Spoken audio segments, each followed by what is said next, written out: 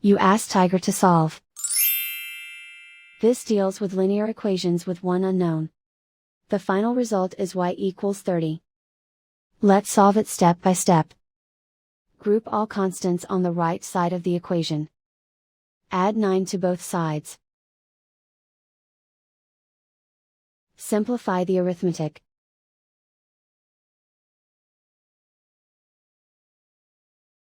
Isolate the y. Multiply both sides by 3. Group like terms. Multiply the coefficients. Simplify the fraction. Simplify the arithmetic. And so the final result is y equals 30.